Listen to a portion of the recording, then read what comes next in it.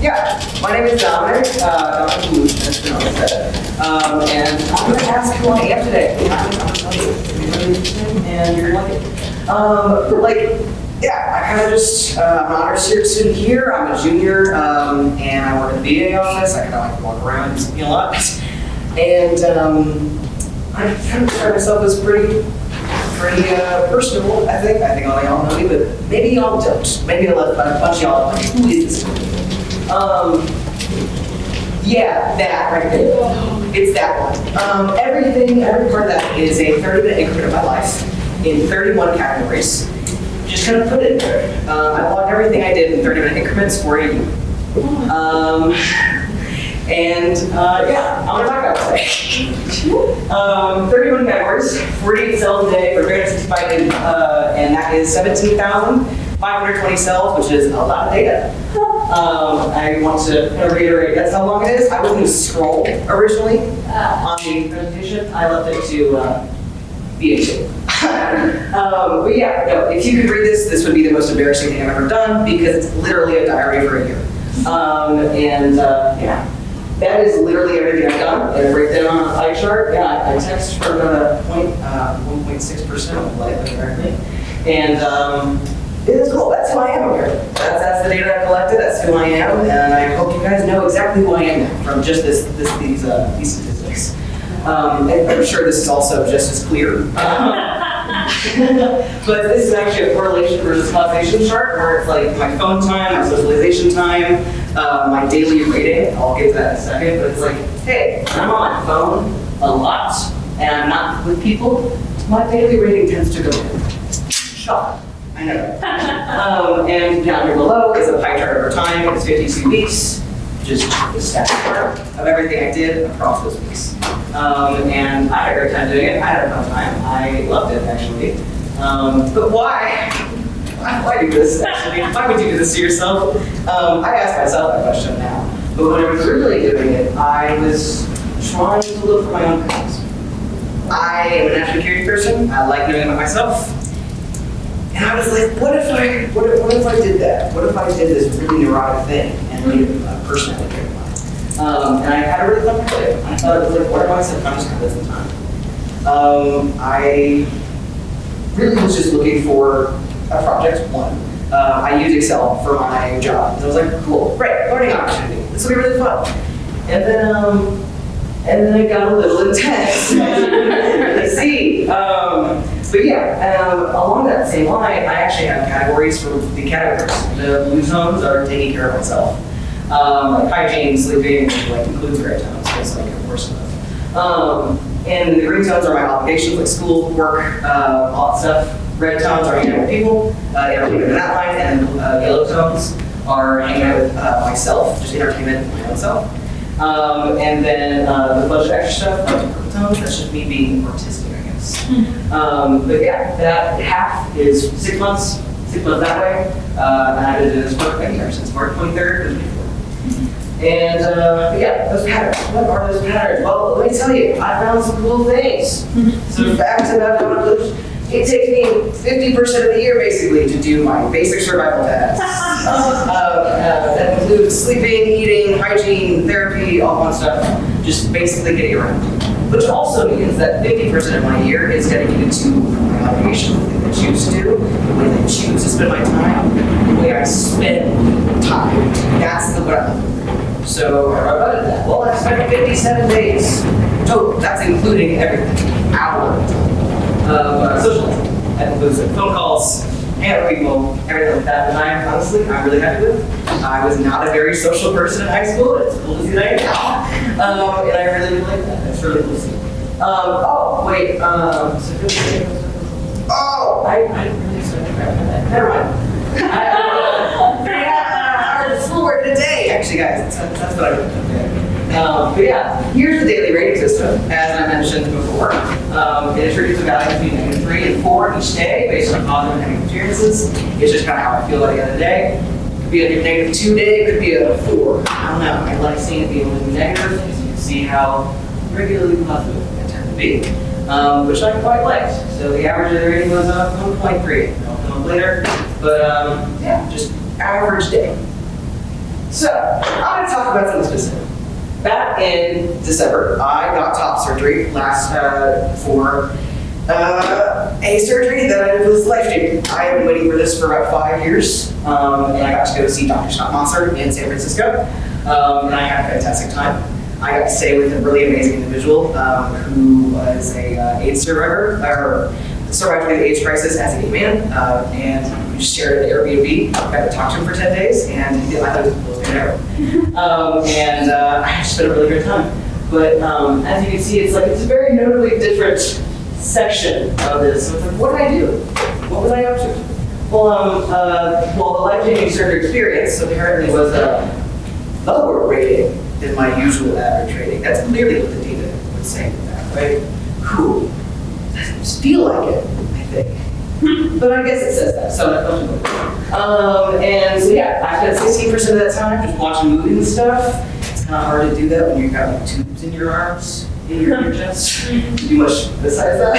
I spent 72 hours total with going through holiday stuff, just chatting about stuff like that. And yeah, but and I'm also unable to see time. Oh wait, hold on, wait. No, this is not something you should do to yourself. This is not a human experience. I spent a year of my life trying to put things that I did into a sheet, an accounting system, by the way, that we're supposed to use for to manage my time in a way that made sense, that was controlled. This is not a human experience. This made my extremely amazing experience with top surgery a 1.25 compared to the rest of it. That was I love it. I tear out when I think about it. But my data says otherwise. How can I make something and have so much value, hold so much value, when it says literally the opposite of my own experiences? This is not memories. This is not memories. I am the human here, not this thing up back here, which is an action scroll to you. I am going to have a thing. And it's my but yeah, that's not a human person, actually, if you couldn't tell. It's just a representation of everything I've done. And I put so much sentimental value in it. I was terrified of it ending because it was how I did it all my time management. I forgot calendars existed, which you shouldn't do. But I began to not only log everything I did, but schedule everything I did. And when you schedule everything you do according to categories that you predetermined a year ago, do you have any say in what you actually do? Are you choosing new things, or are you just putting things in boxes? That time is now dictated by something I did a year ago, not my own choices. And so I don't think that's a very human experience, if you ask me, and that was my life. But now we actually have pictures. Whoa, not just a graph that you guys totally know things about. Because that thing is so tuned to me, that data means nothing to anyone else. I spent a year collecting data for myself. I thought it was cool, yes. But I also made time feel like something I had to spend intentionally every single day.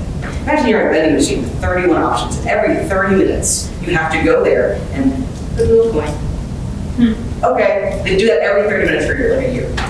That's what it feels like after a while. That's not how that works either. I don't recommend doing that. But it's just one of those things where I'm a human being, not a person that has to choose what I do. I have free will. Not 31 categories of free will. Free will. And these are the pictures that I had taken. I got to see the T-bar. That was being a stupid little cat because I was really tired. They gave me diazepam. I got really sick. And I was seeing the ladies. I got to go, I was not even a mile away. I got to walk on 8. It was amazing. I loved it. I love San Francisco. I got to go to one of the most well-known and renowned medical buildings for my surgery, top floor. I love Dr. Scott Mosser. He was amazing, and I love my experience. My mom was there with me, and I loved it. But this is supposed to be a good start, but spending your time developing something that turns to an experience, if you want to get a data, results in seeing data points as more than a real experience. I don't have more lectures. I want more, but I spent time doing that instead. I don't remember any time that I logged those things. I was on opioids, and I logged those things. That was how instinctual it became. Spending my time. A lesson in letting numbers be unorganized and person be unorganized. I do not have to let my time mean everything about life. My actions matter, yes. But when I do it, why I do it, and like how, does it say that? Just when and what. But not my own personal needs. The only reason that massive list means anything is because I created it. It's my experience with it, not the data that I use. And I think that's just one thing I wanted to say in spending your time. Make sure you don't actually budget it like money, like I did.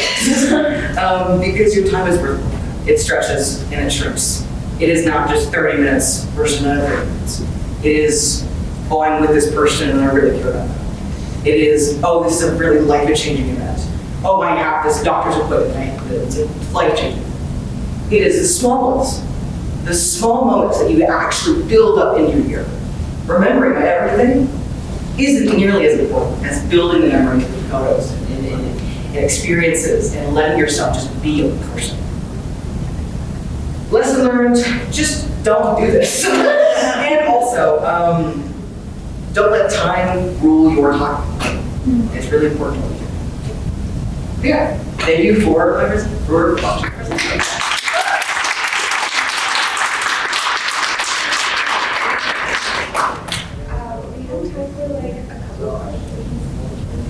Okay, now that this is sort of missing the point, but how do you like schedule things in those 30-minute groups that would like multitasking, like to sort of expose yourself like that? If you were playing a game while also in class, and like not do that.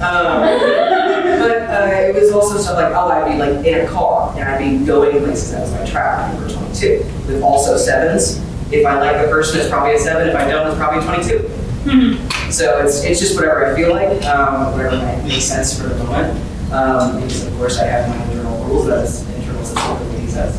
But like just based on how long I've been doing something, really, it was very arbitrary.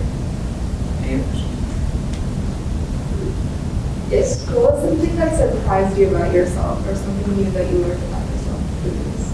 How irregular a schedule can get when you realize that summer can be fun. Mainly that I was more spontaneous than I thought I was. I do things randomly, without thought, without like a reason to do things. Because I'm a person. And that's cool, that's fine. And the reason why I have an issue with like scheduling my things is that I had to go in and fix it when I didn't do the thing I scheduled. So I had to refund it. I had to refund my token and get a new one. That is weird. That's farming shame. Why would you farm shame? So yeah, don't do that. Weird.